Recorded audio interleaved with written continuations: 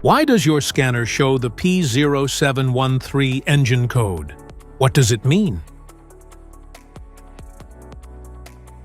P0713 is a diagnostic trouble code for transmission fluid temperature sensor A circuit high. This engine code indicates that the PCM has detected a high transmission fluid temperature sensor signal. Under this circumstance, stop driving and repair your vehicle immediately. So what causes this imbalance here are the most common culprits. This error could be caused by these possible faults in your car. Damaged sensor wiring, low transmission fluid level, PCM malfunction, short circuit in sensor wiring, faulty transmission fluid temperature sensor. Each DTC code corresponds to a specific issue in your vehicle.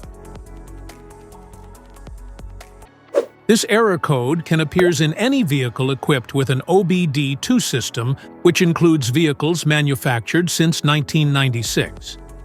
It is commonly found in General Motors, GM, Ford, Chrysler, Toyota, and Honda. If you want to fix this error code, let us know in the comments section. We will definitely make the video on your demand. If you like this video, don't forget to subscribe to our channel. Thanks for watching.